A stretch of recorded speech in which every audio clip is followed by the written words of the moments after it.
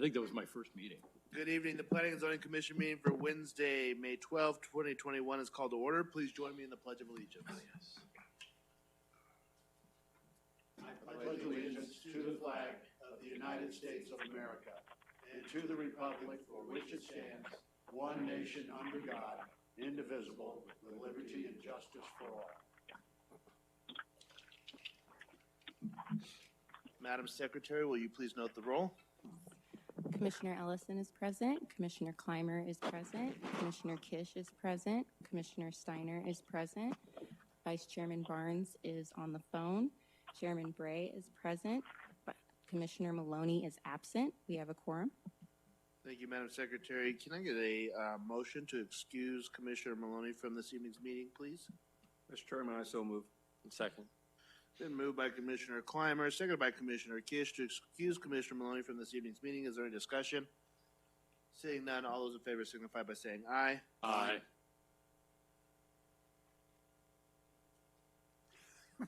All those opposed, nay. Motion carries. Do we have Vice Chairman Barnes on the line?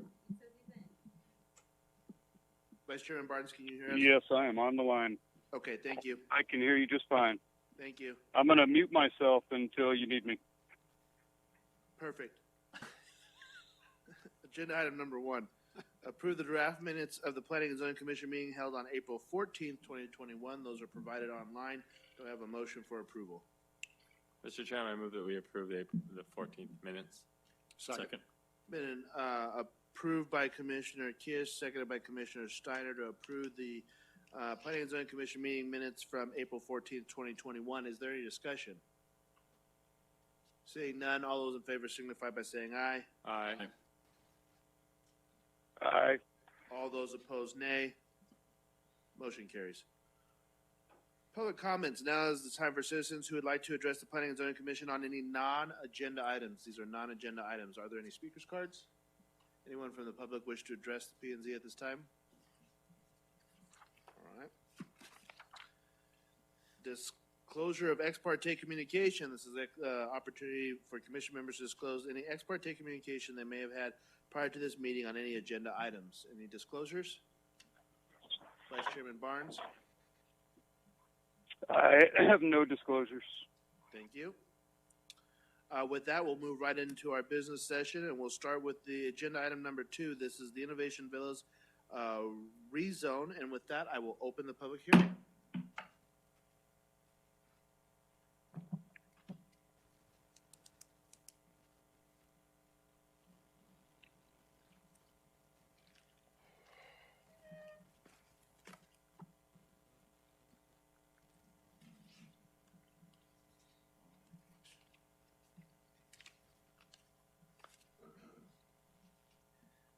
Good evening, Chairman Bray and the Planning and Zoning Commission. I'm here before you this evening with a request from Tom Durant to conduct a rezoning on a property within the city. The property is approximately 13.45 acres, and it is located north of the northwest corner of Servo Avenue and Yuma Road. The property is currently zoned agricultural urban AU.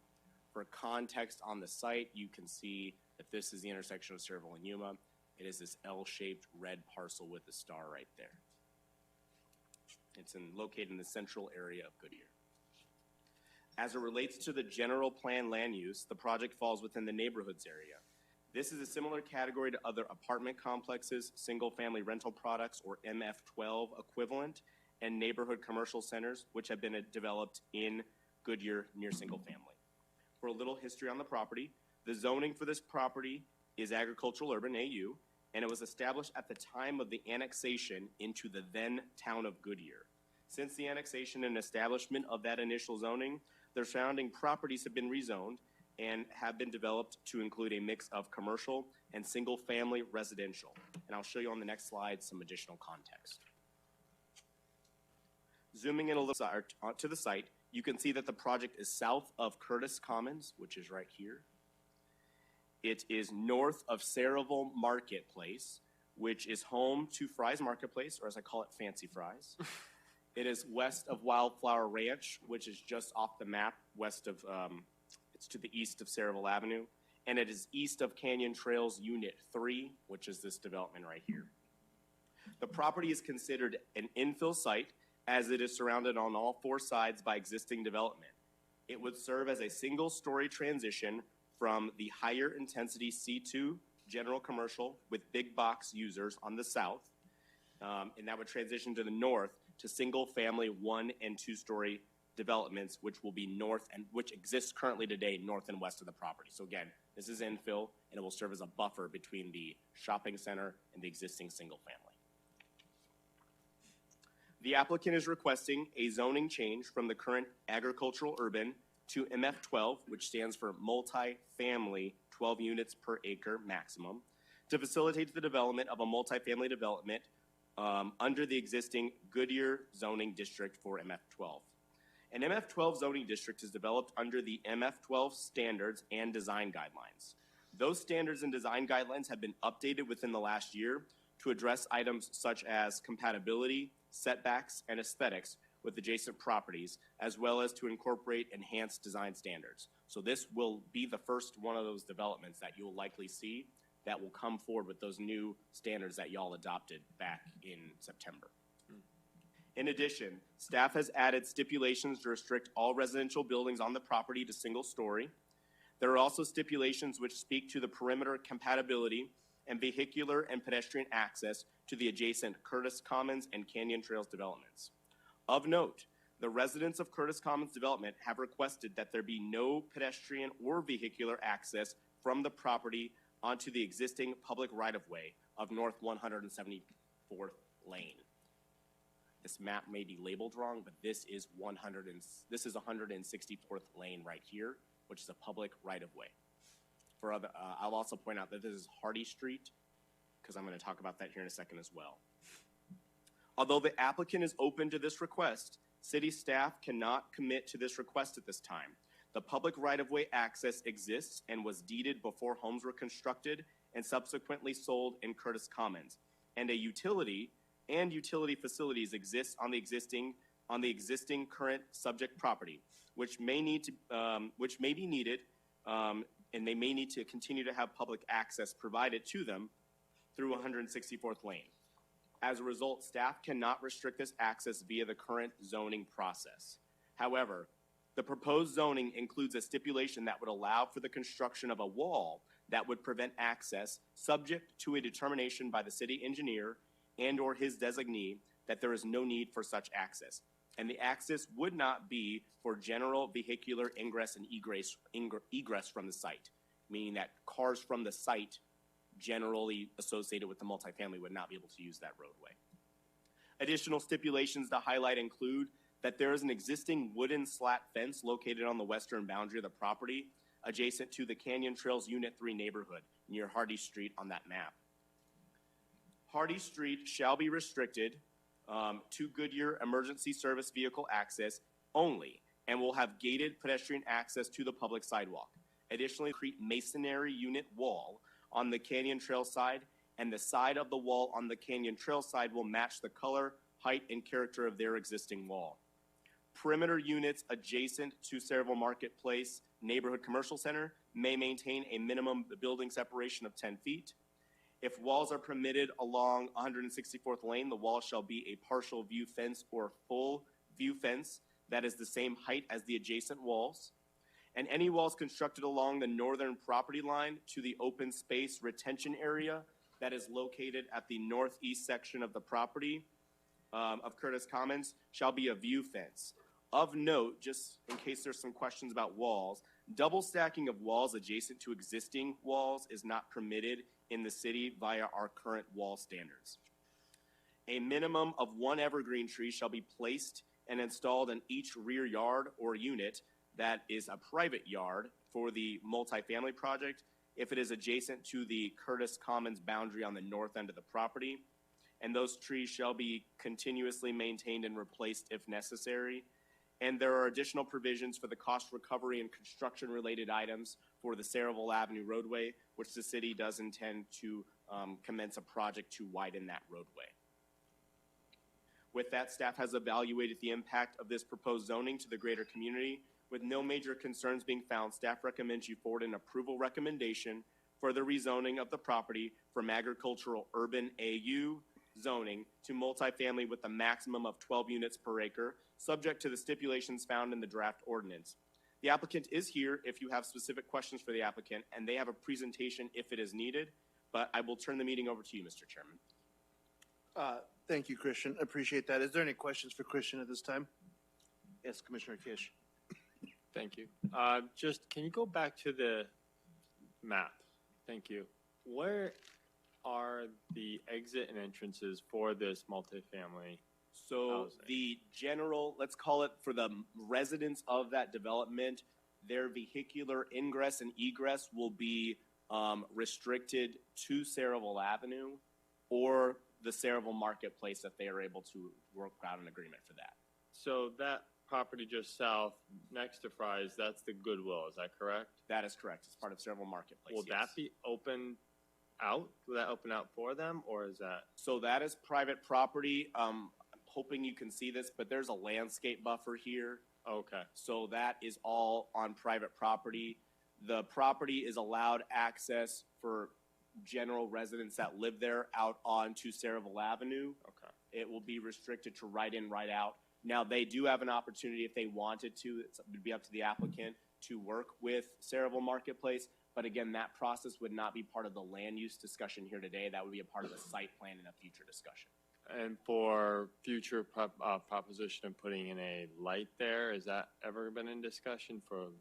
It is my understanding that at this point, with that being restricted to right in, right out, I don't foresee that a light would be needed at this time. Thank you. Commissioner Steiner. I'm unclear on, what is it, Hadley Street Yes, and also 164th, I believe it is? yes. There'll be no access in and out from those, but now, are either of those going to become a fire lane? Let me explain what happens particularly at Hadley Street. At Hadley Street, right now, the road ends at a slatted fence that will be removed. On Hadley Street, the developer will need to provide at least one pedestrian ingress and egress point. So that'll be a gated pedestrian ingress egress primarily to serve, say, elementary children that might need to walk to the the Canyon Trails Elementary School site there. The name escapes me at this very moment. Copper's Trails. And the gate there will be decorative, but it will be used for emergency ingress egress, meaning primarily fire emergencies or medical emergencies if needed. 164th is an existing road that exists there. Right now, it does provide access to RID, so that is one we do not have. We're not dictating what happens to that road at this point in time, other than if it is walled off, the type of wall. So it's still pending on that. That is correct. Okay. Thank you, Christian. Do we have a picture of the current project of what they are going to look like, or? So right now, this is a land use case. Oh. The developer has ideas of what they would like to do, but that has not formally been submitted to the city.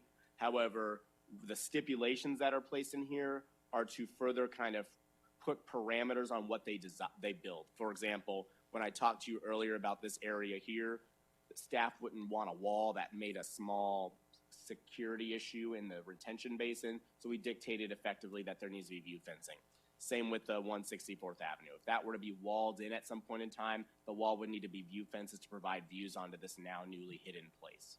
So there are parameters that have been placed on the land use itself, and including the single story. Any residential building must be single story. So those are the parameters that have been placed on the existing land use category for the city. The site plan would then come after if this is approved, and the developer would have to work within the confines of the land use that they are that might be approved tonight. Or apologize, at the council meeting in a couple weeks from today. Christian, the utility is RID, is that what you That is said? correct. So there's a well site obviously on there somewhere? Yes, there's, my understanding is there's laterals, water ditches, and other utility items on that site.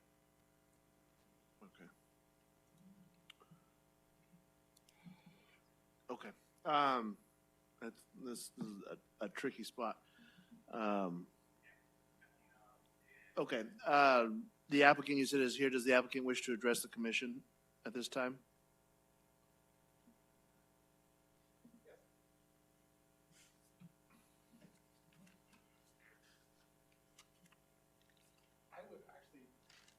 They're here from the community, adjacent, one from Kenyon, one from Curtis. Oh, sorry. They're here from the community, Canyon Trails and Curtis. I kind of want you to hear their side of this, and we can rebut and tell you what we're going to do with the site plan so that they're comfortable with kind of what we're moving forward with, and you see it as well, So, if you're okay with that. typically that's not what we do, and I don't want to get into this back and forth. I mean, we're merely just an advisory committee, so if you could do your presentation, and if Sure. there are questions that, you know, I feel are need to be answered by you, we can definitely call you back, but I'd like to stick to how we normally do it, please. Okay.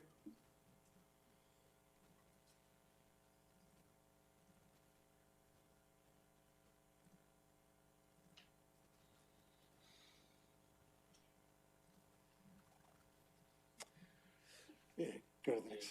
For you, would you like that keyboard?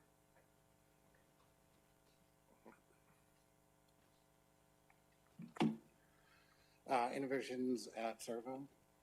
So the background he kind of went over, it's on the corner of Servo and Yuma. It's 13.45 acres. It's going from AU to MF12, multifamily residential. The aerial map.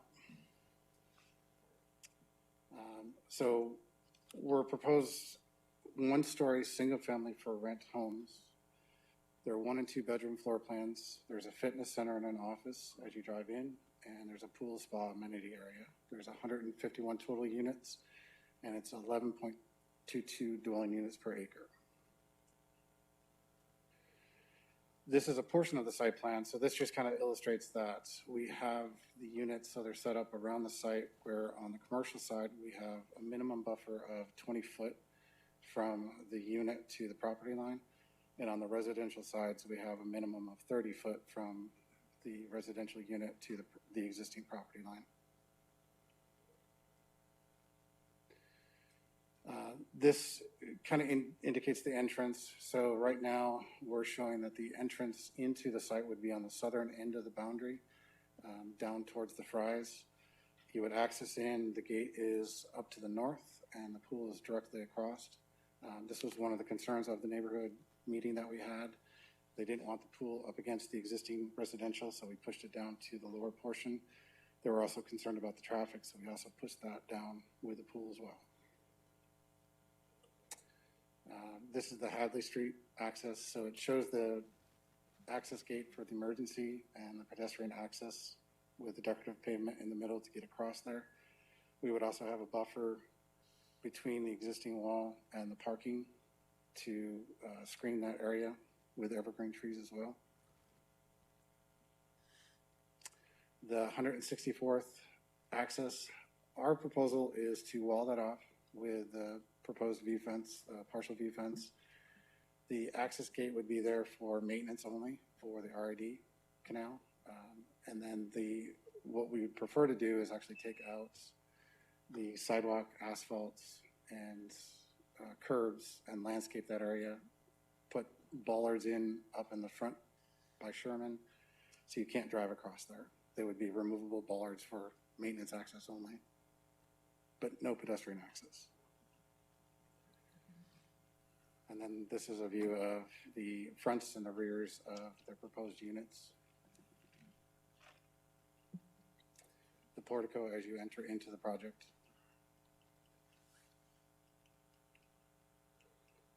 And just justifications for approval. We're in conformance with the general land use designation of the neighborhoods. Provide an appropriate transition from the commercial to the single family use. The site will be in conformance with the recently approved design guidelines from the MF12 zoning district. And we feel it's a high quality development that will provide a complementary material and paint colors for a unified and distinguished design that are consistent with the surrounding communities. We did hold a voluntary neighborhood meeting on April 13th at Wildflower School. We heard the residents' concerns about the pedestrian access on 164th Lane and Hadley. We think we've addressed the one on 164th. The one on Hadley would be just for emergency vehicle access in. We did keep the pedestrian access on a gated or card gated access corridor for elementary school concerns. They had concerns on the pool amenity up adjacent to the northern boundary. We pushed that down to the southern side. They did have a concern on the wall heights and maintenance along the northern boundary. That would be pretty much consistent around the entire interior side of all the existing walls. We would have to go in there and actually determine every portion of the wall to make sure that it is a sound wall for both the existing residents and the new residents, and make any modifications at the time. There would be no double walls. Screening and buffering along the perimeter adjacent to the existing residential was a concern. In the stipulations, we're required to have one tree per rear yard evergreen. We would actually probably end up doing more of a full buffer along the edges with evergreen trees at 25 to 30 foot on center, depending on the species. And we have committed to hold a second neighborhood meeting to show the site plan progress as soon as we get to that point. So conclusion, rezoning from AU to multifamily, 12. Propose 151 two-bedroom, single-story residential units with a density of 11.21. We held the voluntary neighborhood meeting to address the concerns of the residents, and we will hold a follow-up meeting as well. And we request approval of this rezoning per the staff recommendations.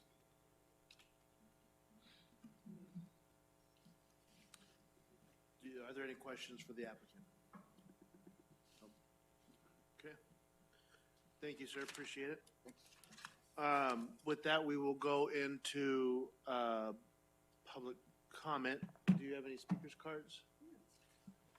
And just a reminder, so for public comment, it's 3 minutes. There is a box right here, right by this Elmo thing, a green light, 3 minutes, and then I think 30 seconds before it turns yellow, and then red is your time. So I don't mind you guys finishing your thoughts, but if we can keep it to 3 minutes. And so, those of you want to call the first one up, please.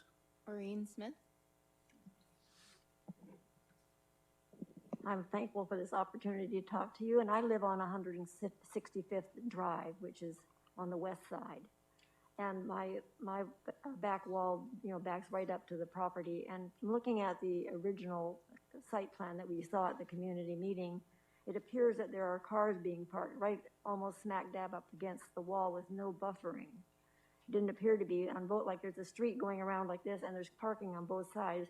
Appears to be right up against our wall. And I think that's going to be a problem because they're going to be having people slamming their car doors, talking while they're getting in and out of their vehicles. And it's going to be a real nuisance to us who live right on that street. I'm not really happy about the density, but if we could make, some more space between us and the parking, that would be a real helpful thing, because I can see it would be noisy. And really, I've talked to some real estate people that I know that are very experienced, and they're saying that possibly not right now while there's a feeding frenzy on properties, but later on, people might, if they had a choice between a house without this behind them, they might prefer it than to my house that has all this density property behind. So that's my main objection. Or if they can fix that, that would be lovely. Thank you. Next. Wes Carlson.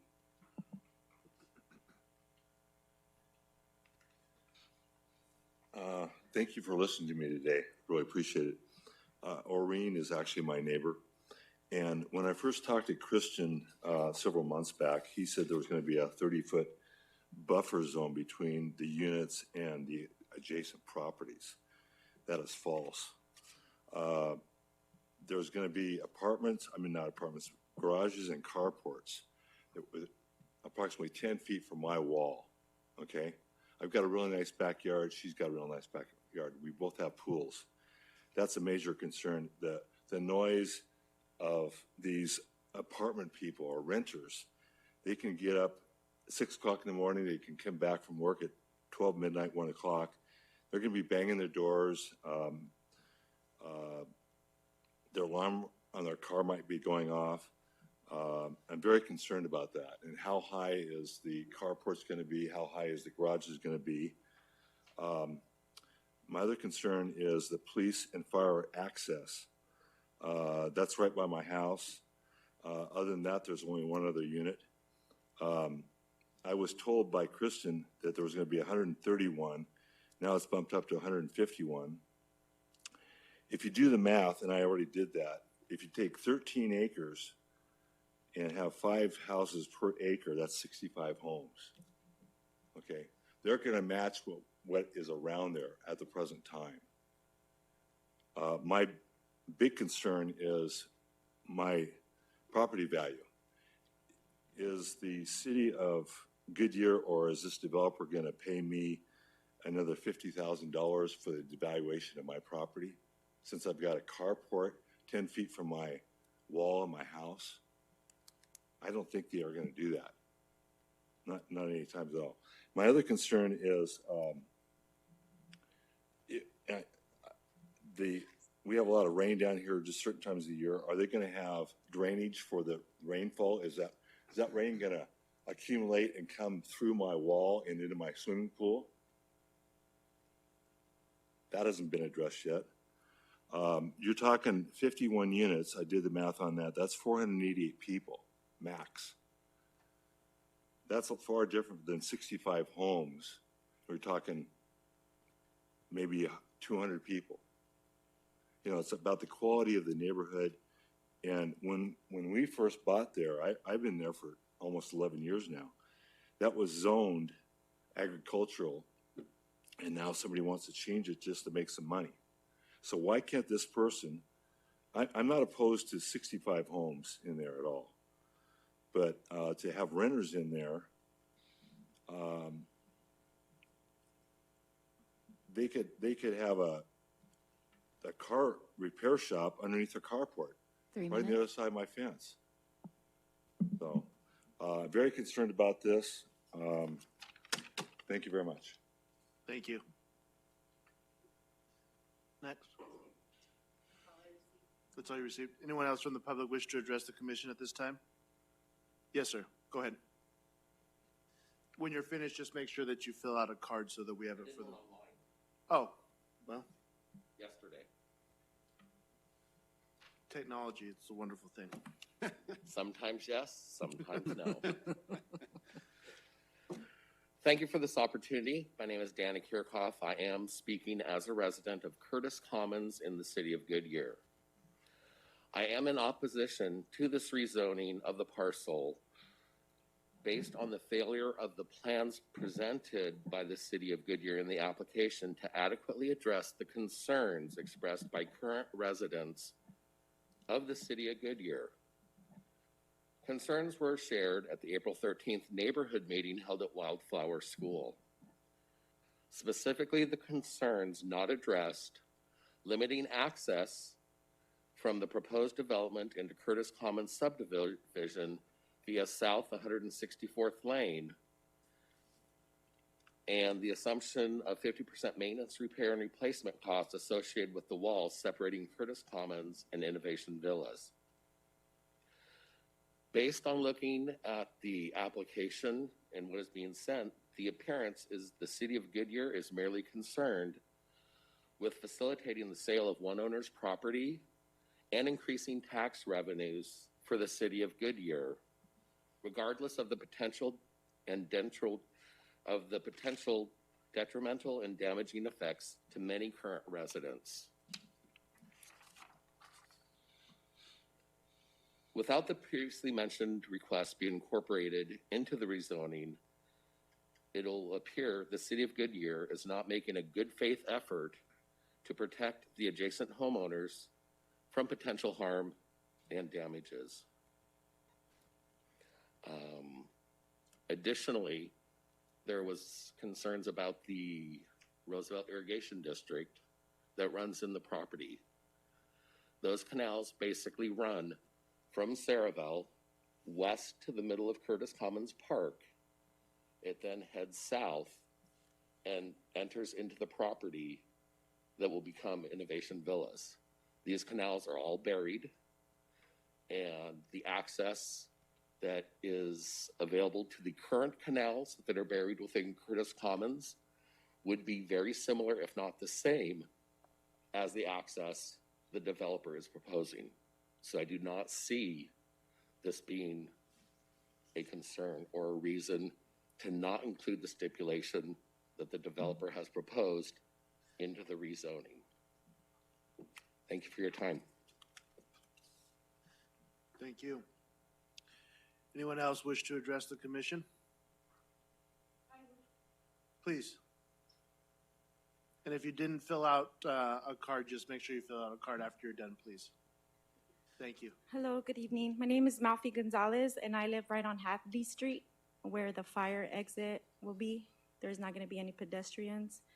I learned that it's going to be an apartment community, it sounds like. I'm not happy with that.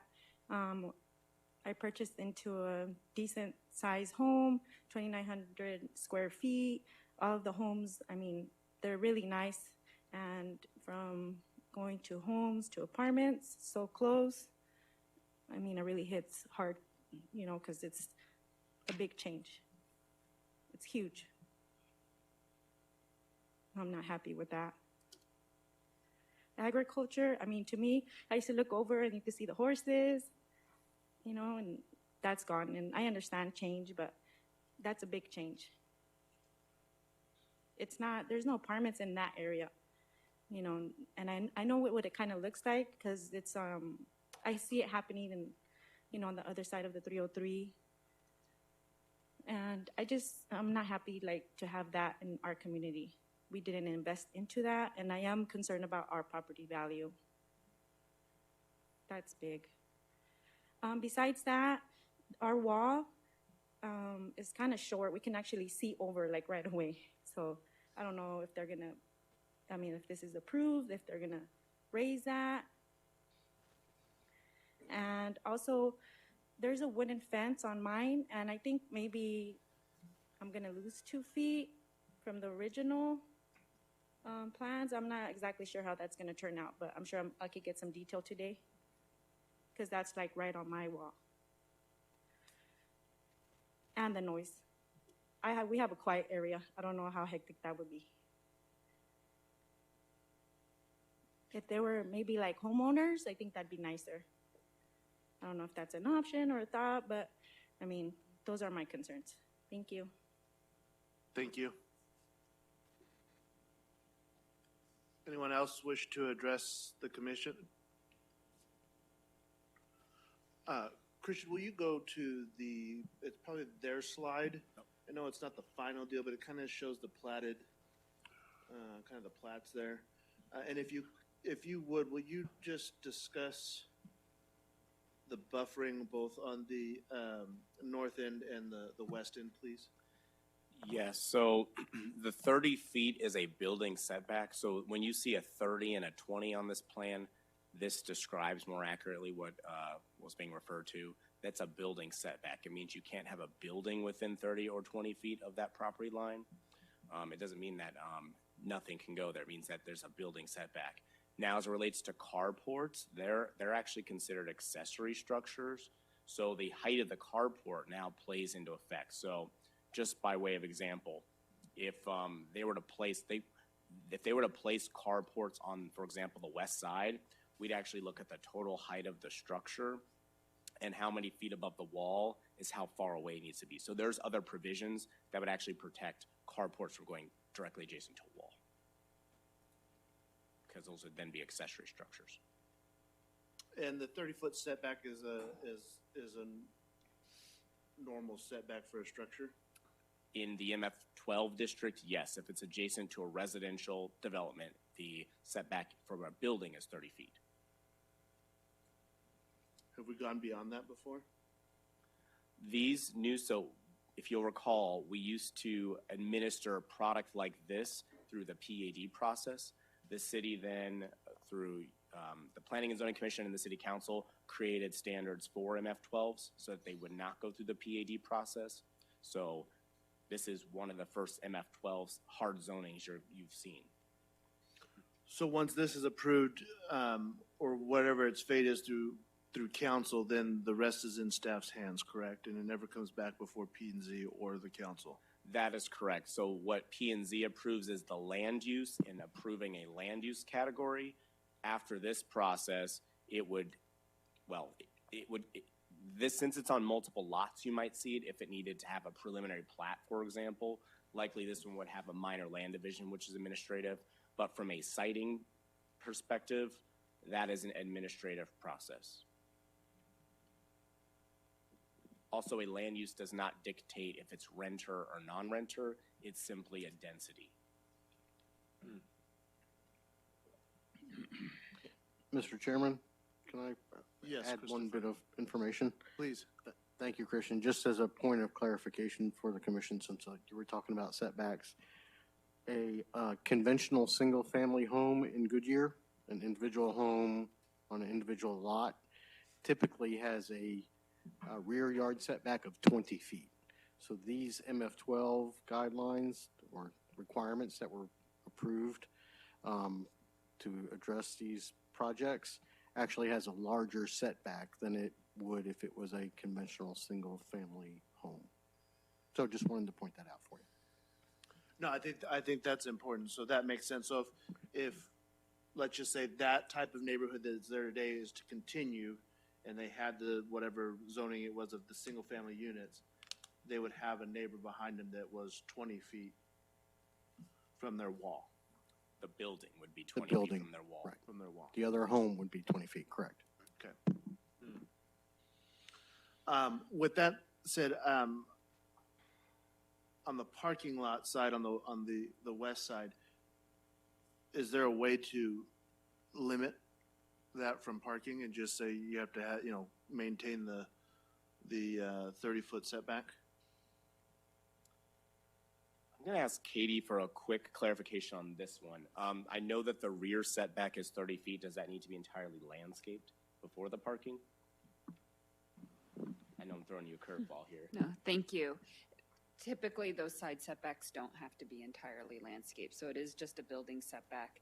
It does look like, I thought there was a 10-foot landscape setback. That's what I interpreted as. So, I mean, and to answer your question, Commission, yes, you can add a stipulation that there be a, 20-foot, 30-foot landscape area. And if you require a landscape area, that would mean parking couldn't be, drive aisles could go in there like that cross it, but not drive aisles that go along it. So it would have to be entirely landscaped.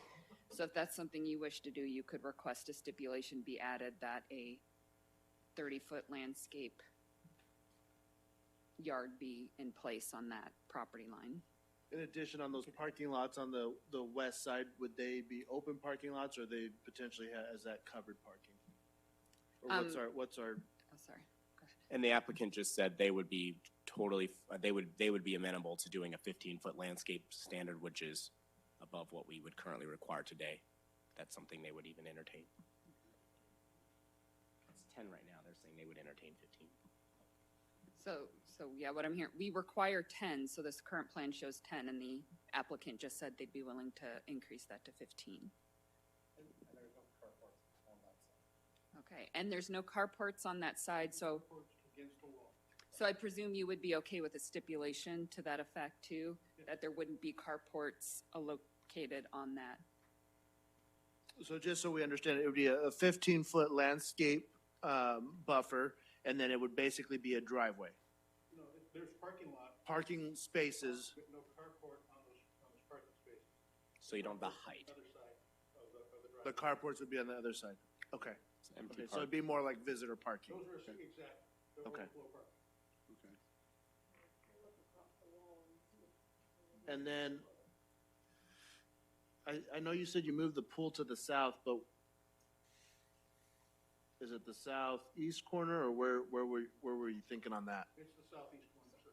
Southeast corner, okay, so it's against the Goodwill and the Fries. Okay, yeah. Okay, That was one of the concerns that came up in the neighborhood meeting, is the idea of the swimming pool would be towards the backyards of those existing residents.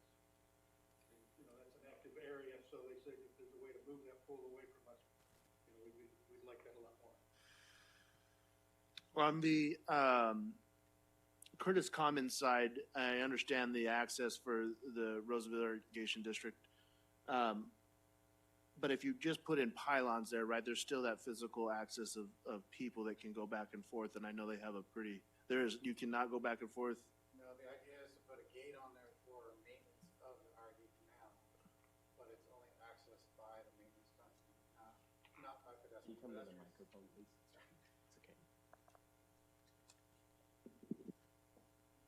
Pedestrians would not have access through that portion on 164th. On 164th or on Hardy unless they had the key code to go to school or whatever it was, right? On 164th, there would be no pedestrian access at all. On Hadley, there would be pedestrian access if they had a key card, yes, to go to school. Or whatever the purpose was, right? Okay, okay.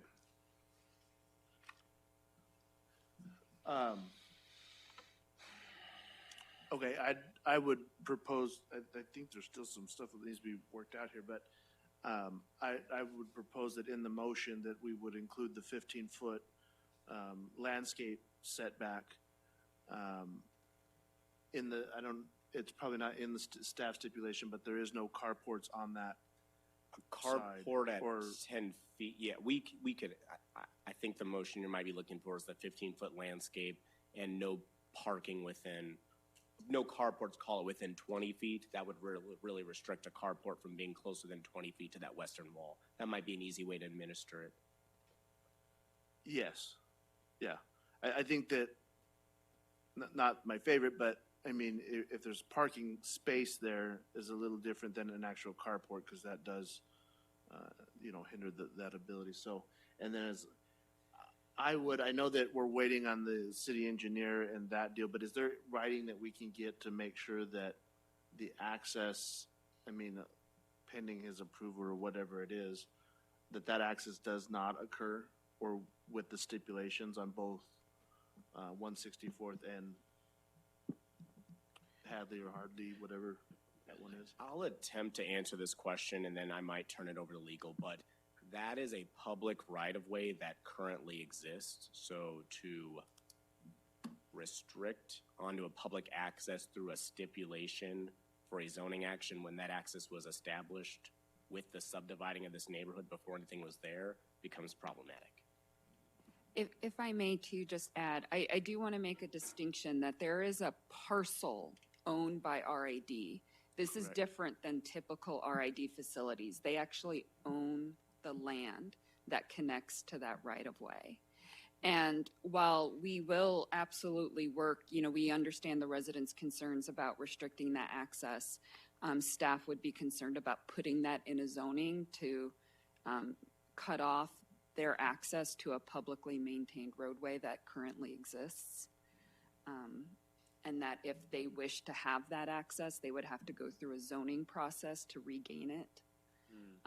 That would be the concern of staff, to do that through a zoning stipulation. So I understand the concern of staff and I fully understand the concerns of the citizen and the dilemma that we're in, but there's got to be a way to think outside the box that we can get past this and everybody's happy. The builder says they're willing to do it. The citizens want it. So how do we get past this impasse to make sure, I just want to make sure that somewhere down the road here, it's either a legal deal or something that all of a sudden they finished and there's 164th is open and it wasn't what we discussed. So, Mr. Chairman, if I can hop in just real quick. Number one about Hadley, just a point of information for the commission. The Building and Fire Code requires that if there's more than 30 units in a project that there has to be 2 ways in and out. So regardless, whether it's 160, whatever it is on the north or Hadley on the west, there's going to be a gated access. There has to be in order. So just to put that out there for everybody for emergency, that's for emergency services. So it would be Opticom, the flashing lights and things of that nature, or it could be a Knox box that they have the fireman key that they could turn it. But there does have to be access off of one of those streets. And I would also just caution the commission instead of, so we hear what you're saying and we've heard the residents, but instead of attempting to negotiate a settlement tonight, it may be something that what you want to do is table it and give the applicant some time to consider how they want to revise it. I know our good friends in the city attorney's office break out in a little bit of sweat when we're starting to negotiate from the dais as well, because we want to get things right. She's saying yes. So, Want to wing it? yeah. So we hear your concerns. We heard the neighborhood concerns.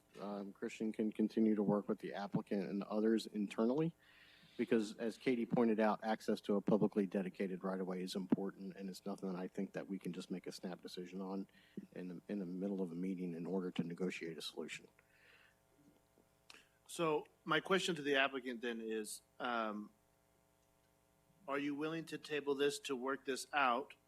Or I guess there's a kind of a weird option there where you could get it worked out between now and council, because they're the final decision, right? With us saying you need to go work this out.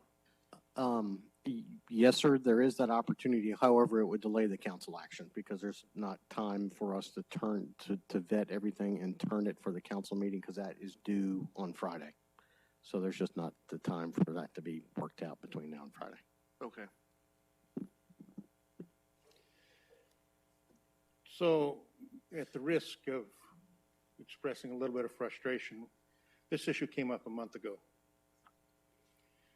To make it really clear, the RID canal that goes across our property, we are in negotiations to buy that. We will underground the canal like it is underground north of us and south of us. We will own the right-of-way. We'll give the RID an easement. What we've offered to do is to acquire 164th Street, or place rather, and abandon it and dedicate it to the homeowners association. The RID canal will need to have their access, as long as they have an easement across our property and an easement on 164th Street, that satisfies their need. They do not need to have right-of-way. So Okay. my point is that that has all been on the table for a month. All right, I'm not sure why we were at a hearing and staff is still waffling on what we need to do. I mean, as the applicant, I'm saying this is actually not a big issue. It should have been easy to solve. So, And I agree with you, sir. I don't believe it's a big issue, but for the citizens there, I think that there's some certainty that needs to be. Oh, and I agree, and we are absolutely willing to accommodate what our neighbors to the north would like to have. All right, to the extent of even developing out the landscaping on that property and dedicating it to the HOA. So what's the time frame with RID? We should have RID done within a month. We just got the appraisal back last week. So You're in the act of purchasing the right of way. yeah, we've already met with them a couple of times, and we needed an appraisal. We'll present the appraisal and make the offer. So what happens if they reject your offer and they won't sell you the right of way? Oh, they're going to sell us the right of way. They've agreed to do that. It's just a matter of price. So if they reject the offer, we raise the number. Chairman Bray, if I may. Yes. The applicant has been totally willing to work with what Curtis Commons folks have asked for, but we cannot, in a zoning ordinance, commit to abandonment of right-of-way. There's a statutory process that has to be followed. We have to confirm that the access isn't needed for the public, that there's no other utilities located within it. So there is a process that has to be followed in order to do that. And so although the applicant has been willing to do that and wanted to do it, it was not appropriate to do it in a zoning case. It's not something that's foreclosed. We just couldn't commit to it because we don't know if it's eligible to be abandoned. Understood. Okay. So if I may, if it's not appropriate to do it within a zoning case, then why am I going to have my case tabled? No, I understand. I understand what you're saying. And I do feel much more comfortable that you're in the process with IRD. So it's a serious, you're trying to solve the problem. And I think that. And that is the only RID facilities on the property is that canal, that open canal. Right, which I imagine, There's why no wouldn't well they or sell you the anything right else. of way? Because it's not the canal they actually need. Yep. Right, I totally understand that. Okay, thank you. Thank you. With that, I don't think that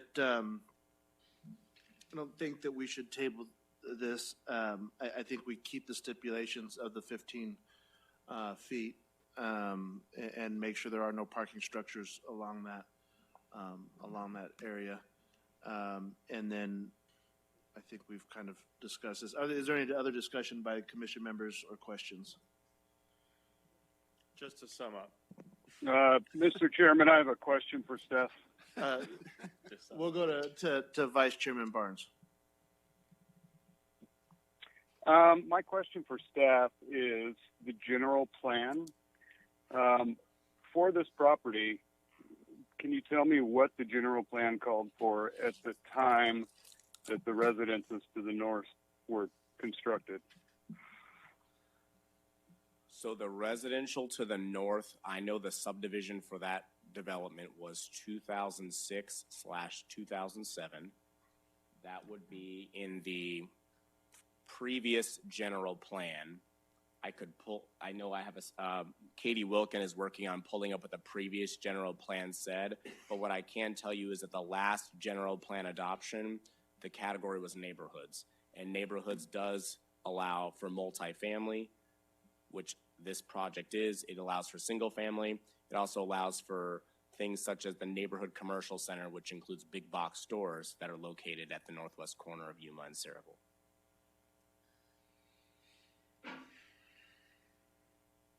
But the last ratified general plan included neighborhoods. Any further questions, Vice Chairman Barnes, or comments? No, just that one question. I'd be curious to know what the plan called for at the time of construction. Okay, thank you. We're looking that up, so hopefully before we're done here, you'll have an answer on what the pre-general plan for the 10 years prior showed for that site. Commissioner Kish? I was just going to sum up saying the current, what is on the table right now is to approve with stipulation of a 15-foot setback and no carports along the western side. Is that the That would be the addition, I would request that be the additional stipulation? a 15-foot landscape buffer on the west side and no parking structure. And that's the only area on this that backs up to homes, correct? Well, the north side does too. Can you go back on that map? I mean, is there going to be that 15-foot buffer on the They have a north side? 30-foot on the north side, but that, remember, that was if you put a regular single-family home there, it'd only be 20 foot from the house, so they get an extra 10 feet. Let me clarify something real quick because I think there was another comment today that makes me want to clarify this. The 30-foot setback on the north, while they're showing residential there, that is a site plan. That's from the site plan. That will be a site plan process. The 30 feet on the north is a building setback. It's the same as if there's a building setback on the west. From the building The to building. the next building. The To the building, line. To the the property residential building to the property line. The property Because line. that property is a single-family residential, it is a building setback. Okay. It is not a parking setback. It is not, that's not what it is. It's a building setback. But that's already in our stipulations under the MF-12. What's under the MF-12 is that there's a 30-foot building setback on the north. Right. So I guess what I'm saying to you is if the site were rearranged, parking could go there. Okay, so then the stipulation needs to say if they rearrange anything, the stipulation should be that there's a buffer on anything on with houses, a 15-foot landscape buffer, and no parking structure. What I would, Chair, may I, please? What I would recommend is we say a 15-foot landscape buffer is required adjacent to single-family homes. No carport shall be constructed adjacent to single-family homes. And then if you will also give us, we'll tweak the language with legal before council. But I think that gets at the gist of what you're saying. Adjacent to single-family homes, there'll be at a minimum a 15-foot landscape buffer before parking, and there will be no carports. And then we will work on the language with legal to get it just right. Chris, we do not pay her enough. And then to answer Chairman Barnes' question, we have old copies of the general plan, so it's a little difficult to see, but it looks like it was a mix of residential for 2 to 4 dwelling units per acre and commercial. So, but it's hard to tell where the lines are. So it looks like a lot of the property was community commercial in the previous general plan, but a portion was residential. And that was the 2003-2013 general plan, which, as Christian said, was replaced in 2014. The residential as in single-family homes? Yes, but these 2 are units not per acre? exact lines, Chairman. It's difficult to know Okay. where that line between commercial and residential was. Okay. Thank you. Thank you. I usually don't do this, but a clarifying question only, no comments, just a clarifying question. On the 15 feet landscaping between my wall, is there a roadway there? Is it going to be parked cars there? It would be a landscape buffer of 15 feet before it would get to an actual physical parking spot or driveway. And the way staff would interpret that is if you have an entry into a parking lot, yes, this little road could bisect the landscape, but no parking would be allowed in the landscape buffer. That would need to be landscaping or a part of the backyard. And while it's parking, it's not a parking structure. No, shaded parking. Or garages. No carport. Right. No carport, yeah. Okay. Any other questions for staff or the applicant? Thank you, guys. Appreciate it. Sorry that was a little painful, but it is an interesting spot to be putting this product, but I think it can work. With that, I would entertain, I'll close the public hearing and I will entertain a motion for this project and ask that we include the Katie language as an additional stipulation. Mr. Chairman, I move that we approve the rezone of 20-200-00008 with the stipulations that Katie has written down. Second. It has been moved by Commissioner Clymer, seconded by Commissioner Steiner, to approve the rezone approximately 13.45 acres to multifamily 12 Innovation Villas at Servo with an additional stipulation to be drafted by staff concerning a 15-foot landscape buffer. Is there any discussion? Discussion, seeing none. All those in favor signify by saying aye. Aye. Aye. Aye. All those opposed, nay. Motion carries. Just for a reminder for those in the public, this is purely a recommendation, so even our additional stipulation could be pulled off, but everything now lands with council, and council will make the final decision, which is set for when, Christopher? May 24th. Is that right, Christian? 26. Yes, the meeting will take place May 24th here. Public hearing opens at 6 p.m. May 24th. Thank you to the applicant. I apologize, it's been difficult, but I do appreciate you guys making the changes. And again, if you have any questions after the meeting, please feel free. Christian, we have a wonderful staff. Christopher, Katie, they all will work with you on clarifying anything we did tonight or what it exactly looks like. But I do commend the staff. They work very well. So appreciate you coming out. With that, we'll move on to agenda item number 3. And that is the center rezoning for PAD overlay. And they are requesting the item be continued. Staff is requesting the item be continued to June 9th, 2021 at 6 p.m. So if we can get a motion to continue this item. Yeah. Mr. Chairman, I so move. Second. Been moved by Commissioner Clymer, seconded by Commissioner Steiner to continue agenda item number 3, the View 10 Business Center rezoning and PAD overlay to the June 9th, 2021 meeting. Is there any discussion? Seeing none, all those in favor signify by saying aye. Aye. All those, Aye. all those opposed, nay. Motion carries.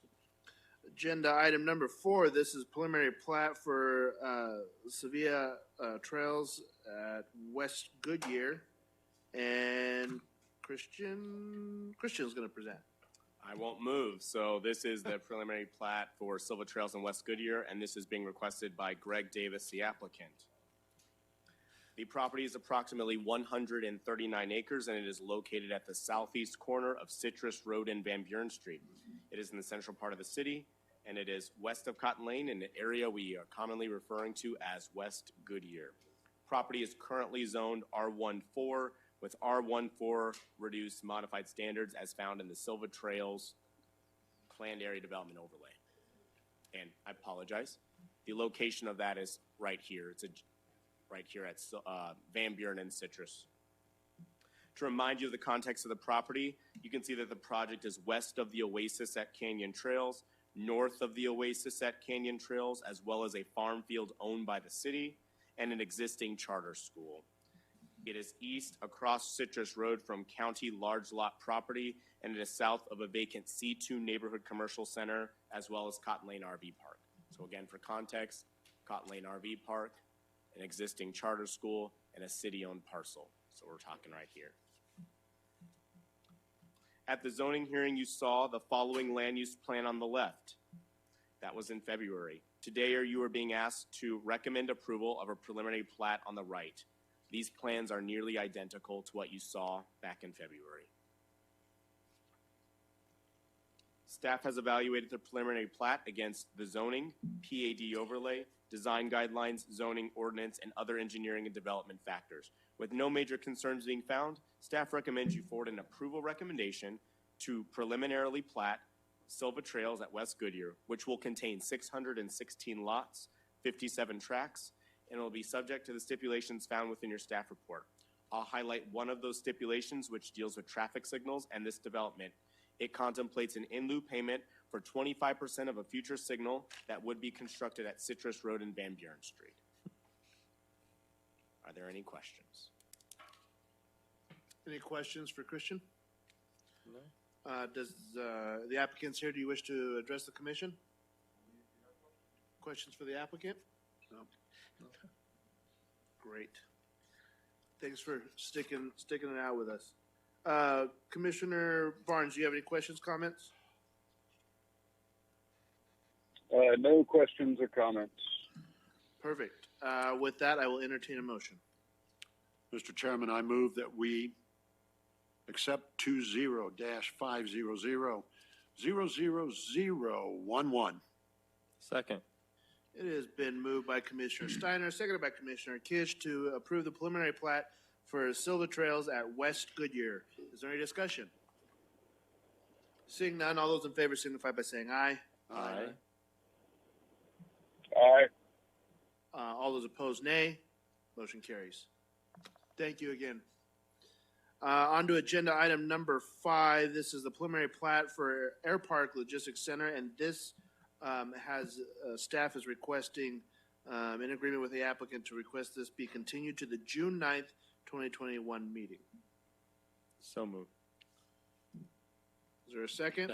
Second. It has been moved by Commissioner Kish, seconded by Commissioner Ellison to continue agenda item number 5, preliminary plat for Air Park Logistics Center to the June 9th, 2021 meeting at 6 p.m. Is there any discussion? Seeing none, all those in favor signify by saying aye. Aye. Aye. All those opposed, nay. Motion carries. Item number 6 is an update on the Civic Square, and this is going to be presented by Christopher. This is something that is kind of exciting, and had a little groundbreaking the other day, and Christopher thought this would be a good idea to share with planning and zoning since we've been a part of it for quite a while. Yeah. When did it start? Years ago. Remember, it was supposed to be down on Yuma and by the post office? Yeah. Thank you, Mr. Chairman. It started before Christopher was here. I think I might have been a baby. when it originally started. Thank you, Mr. Chairman. As Chairman Bray pointed out, he represented the commission at the most recent groundbreaking, which I think was about 2 weeks ago or so. Katie was also there representing all of the hard work that the planning department did on this project, which involved visioning, actually thinking of the project, first of all, visioning, working with Globe Corporation, who's our partner, going through that process, the PAD, the zoning, and the preliminary and final plat. So Katie and the team certainly did a yeoman's amount of work as well on this. But thanks, Commissioner Bray, for attending and representing you all, because you all also have fingerprints all over this thing, whether you realize it or not. So there was a question about when all this started. The original ideas and concept for City Hall began more than 30 years ago. Julie, our city manager, did some research and discovered that there was conversations about the construction of a city hall as long back as 30 years ago. Most recently, there was a lot of effort. If you have an opportunity at some point to talk with the mayor and also Councilmember Lortano, in the mid-2000s, there was the visioning, as Commissioner or Chairman Bray pointed out, down by the post office, of that being city center as well. As a result of circumstances and timing and so forth, it became apparent that an immediate location or more closer location of City Hall and accompanying facilities would be a great opportunity in the McDowell area, specifically on west of 150th, adjacent to the Bullard Wash. I think it was in 2019 we had a pre-app for single-family rentals on this property. And that kind of started the conversation. We were, frankly, a little bit underwhelmed with that proposal and thought about what could be better, what could serve the city better and be a response to what we continually hear the citizens want, is a unique destination where families can go, restaurants and new retail and things of that nature, office space. So was kind of the generation and the concept of this. Katie and the planning team, as well as some of our friends from economic development back in 2019, spent 2 days at a consultant's office in Scottsdale generating the bones of the project. We talked about it. We had all the ideas, and the consultant there really helped with the horsepower to get it out on paper. And because, with so many projects going on that we have, although we love to do that, right, we just sometimes run out of time and energy. So they helped us get us over the finish line. We then engaged with Globe Corporation and our city management team in order to propose this idea of what has become Civic Square.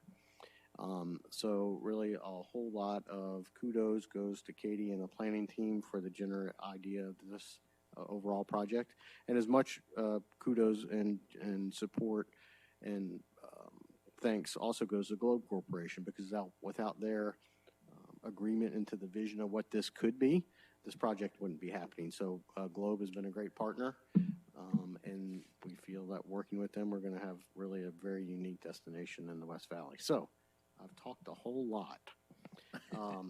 And so this is some snippets of the video that was shown at the groundbreaking. It doesn't have audio, correct? Okay. We turned down the audio because it had, some really thrilling music. But and if I might narrate a little bit of what you're seeing on the screen, if that's acceptable.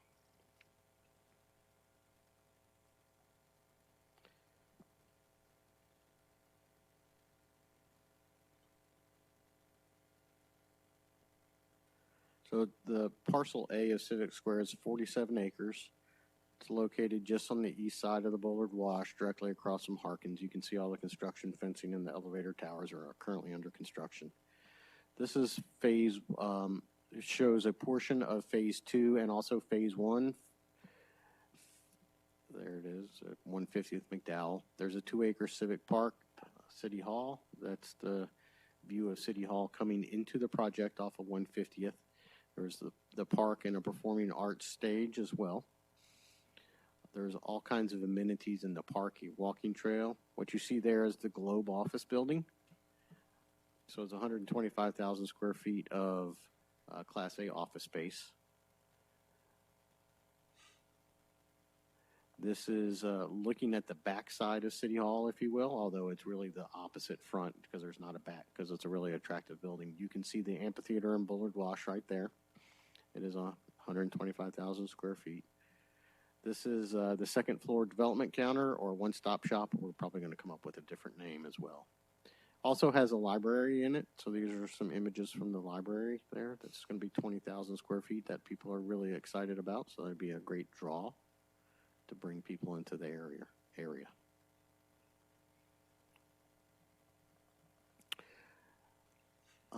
So Ryan is the design builder, Globe Corporation is the property owner, and obviously the city is working with our private sector partners to do that. It is under construction and slated to open in summer of 2022. That first phase includes not only City Hall, the park, the Globe office building, but also the first of 2 anticipated parking garages as well. So just thought we'd give you a quick overview of that. Thank you. That's awesome. Well done. Globe is actually going to have their office building in there? Yes, sir. They're building a 125,000 square foot office building. It might not be for Globe. I think they're in, Oh, okay, they're just. Okay. they're constructing it. Yes, and we'll lease it out or so forth. Yes, sir. Do they have a lot of anticipated people that want to get into the office complex, and what kind of future do we see in there? My understanding is that they have received quite a bit of interest. I don't know if there's been any announcements or leases signed to that point yet. That is a private real estate deal, but I understand that they've been getting a lot of interest. Cool. Yeah, we don't have very much Class A in Goodyear No, at we all. do not, actually. Zero? Pretty much. It's Or- be over on Litchfield maybe. Yeah, there might be there may be that one building at the northwest corner. Where the Hildress orthodontics Yeah, is? McDowell. Yeah. I think so. No, it's Yeah, I this know is it- amazing. Yeah, Class A would be huge. The first floor of the office building is built as sort of flex space, so we really would love to see smaller scale restaurants or things such as a wine bar that people have heard me talk all about for the last couple of years, things of that nature. That could go in there as well, but so we worked with Globe in order to ensure that the building was appropriately designed to handle both of those types of uses. Office, if we got a office tenant that took all 125,000 square foot, all floors, I'm sure everybody would be excited, and that would also drive a lot of other use as well. So there's all kinds of opportunity, and we appreciate what Globe's done and the support of the mayor and the council in helping this come to life, and also what you all did as far as with the zoning and the plating and so forth. So thank you for your thumbprints on this as well. So beautiful. It was really cool. Yeah. Yep. All right, any other questions for Christopher? I guess you can move into to staff communication. Yep, I'll just do that from here if that's acceptable. Please do. These following cases were considered at the April 26th council meeting. If you all remember, we had the Australia preliminary plat and parcel 11 I-2, which is in the Lucero community. The Aviata apartment complex in Canyon Trails, just north of the Canyon Trails Town Center. The Pueblo Verde storage, which is essentially on Yuma, sort of in the near vicinity of the case tonight. The Filibertos on Indian School, just to the west of Pebble Creek. Of course, we had pickleball, that case as well. And then also just as fun as the P&Z meeting. Yeah, right. And the final plat, we had a final plat council considered on April 26th in Pebble Creek for another phase in Pebble Creek. And all of those things were approved by council. There was an equal amount of public interest of the pickleball court at the council meeting, but ultimately council approved it. Just a quick question. The sale of the state land was postponed, the auction was. Yes, sir. So all that stays the same though, the work that we had done for the Yes, sir. preparation of sale, it still stays that way? Yes, sir. Okay. That's correct.